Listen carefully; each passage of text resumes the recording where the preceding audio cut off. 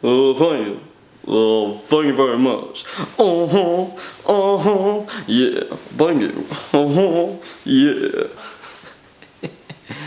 Welcome everybody to the 4th episode of the AlphaGinger Show. I'm just gonna get down to brass tacks immediately. So let's get. We interrupt this program to bring you important fact check information from last episode. During the Cool Bus segment, we understand that was indeed not a heater in the back of the bus, but instead an AC unit attached to the back of the bus. The host understands this, but realizes that if he had gone back, that would have been, and quote, too much work.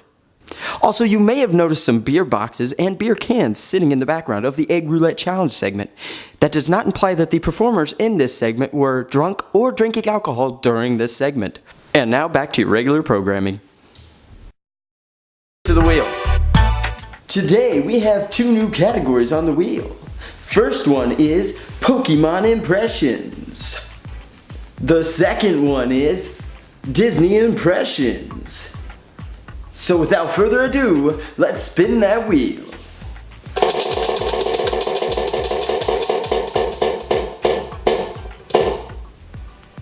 I guess today's topic is things that drive me crazy. Boy, are there a lot of them. Number 5, Leprechauns. You wanna know what the number 1 thing is people tell me every single year that I need to dress up as for Halloween or St. Patrick's Day? Dude, you should definitely go as a leprechaun this year. It'd be hilarious. No. Don't get me wrong, I get the humor and the irony that would come from me dressing up as a leprechaun. I mean, I'm short, I'm Irish, I have red hair, I was born the day before St. Patrick's Day, my favorite color is green, I'm short. Huh. Maybe I am a leprechaun. I'm gonna have to look into this. And don't get me wrong, I'm not against the idea of dressing up as a leprechaun. I would totally do it on St. Patrick's Day or Halloween. If it was only 1 year, and 1 year only. And it would never just be 1 year, because after doing it 1 year, people would find it so hilarious and amazing that they would ask me to do it again, and again, and again, and again.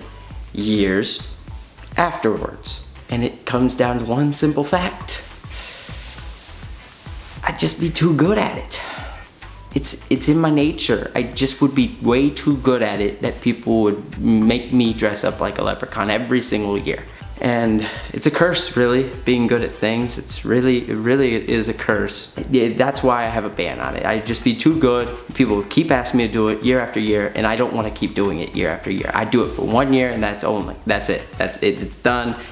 1 year, one and done. One and done. So stop asking me to dress up as a leprechaun, alright? Just stop asking me. It's not happening. Maybe. Most likely. How much money are you offering? Number 4, paper cuts / velvet / velvety textures. See, most people have regular fears, like fears of height, or clowns, or snakes, or spiders. But not me. I have a fear of paper cuts. / velvet / velvety textures, but mainly paper cuts. And it's not just a simple like aggravation I get from paper cuts. No. This is a both physical and mental pain I receive from paper cuts.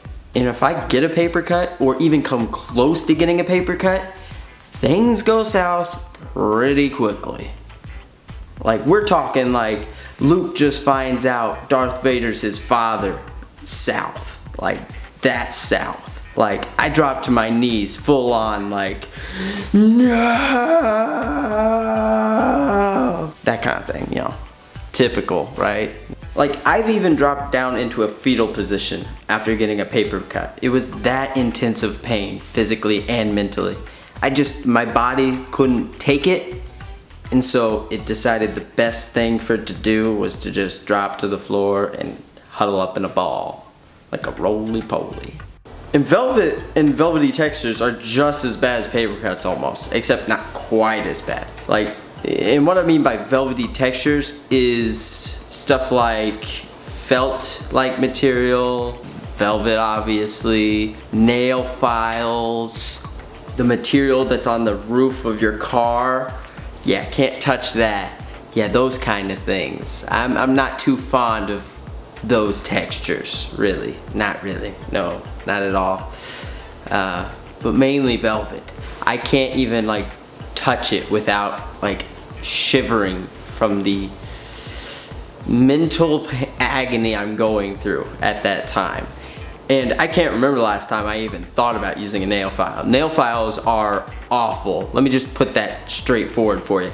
They are awful. They are worse than nails on a chalkboard to me. They are worse than being in a burning house to me.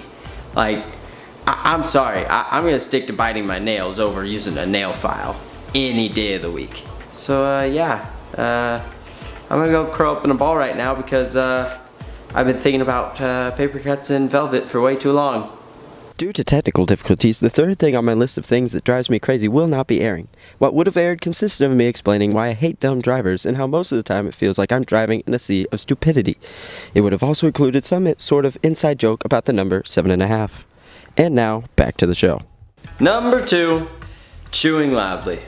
Now I can't be the only person in the world that finds chewing loudly to be annoying, obnoxious, and downright disgusting sometimes.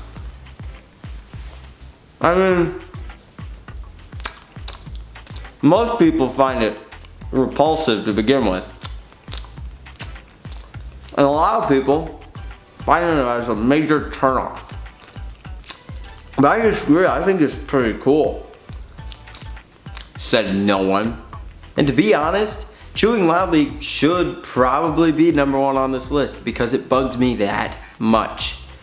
Like, I can't tell you frustration I get when I hear that. Like, it's like Jaws music coming up behind me when I hear someone coming closer to me while chewing really loudly or slurping. Oh my god, slurping. How did I forget about slurping? That noise. That noise along with will drive a man to do some horrible things.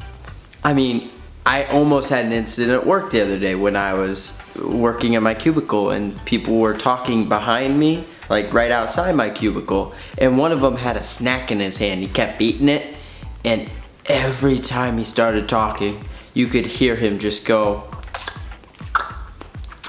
So repulsive. So very repulsive. And I'm surprised I can even hold back from lashing out at people that chew loudly around me. Because it's gotten to the point where like I tense up and I like think about doing some bad stuff. But I hold back. And don't get me wrong, it's not an issue of chewing with your mouth open or closed because you could still make a lot of noise with your mouth closed. I mean, I would prefer you to have your mouth closed, that way when you're making the noise, at least I don't have to see the food that you're making the noise with. And a lot of times, the people that are making the noise don't even understand what they're doing wrong. They have no clue what they're doing. But you know exactly what they're doing. And usually, the scenario kind of goes like this. Oh yeah, there we go. Take that. Hey man, how's it going? Whoa! What we got here? Dude, what are you playing? Just playing Overwatch. Overwatch, huh? Cool. Mind if I join in? Maybe it's a little 2-person sesh, co-op sesh, a little bit of co-op, a little coop, a little bit of coop. Wanna play some coop? I'm down to coop all day. Let's do some co-op. You want co-op? Let's do co-op. I do co-op all day. I love this game.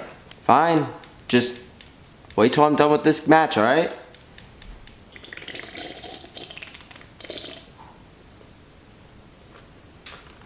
Alright, yeah, let's go. Let's do this. Alright. Okay. Let's do it. Sure you don't want to play Battlefront there, Chewy? Where's the other controller? Just ignore him, Dylan. Just ignore him and his chewing. Don't let it get to you. You'll be fine as long as he doesn't do anything worse. Hey, bro. Bro, stuff. Hey, bro. Dude. Dude, I know you can hear me, dude. What? Sure you don't want a sandwich? That's it. I'm done. And finally, the number one thing that drives me crazy is not having that many things that actually drive me crazy. I mean, I just went through 4 or 5 things before this that, I mean, legitimately do drive me up a wall from time to time and do drive me crazy here and there, but I mean, those things don't pop up regularly. Those are once in a while things that irritate me. A lot of people have things that bug them on a daily basis, and I feel left out. I feel like that's something every person should have, is something that bugs them daily. Heck, for this video, I called some of my friends to ask them what they've seen drive me crazy, and they couldn't think of anything other than the things I literally just mentioned. I might be the crazy one that drives them crazy, but nothing drives me crazy other than the things I've already mentioned. So I feel a little left out, but at the same time, I guess that's a good thing. Not quite sure what to think on that right now, but you know, I guess I just wish I was driven crazy by more things, like clowns and heights and that weird obsession with flipping bottles. Thanks everybody for watching this video. If you liked the video, click the like button, please subscribe, and share the video with as many people as you can. I want to spread the word. I want to make this a popular show. I need more viewers to critique me on this because I'm trying to get better, alright? So until next time, adios!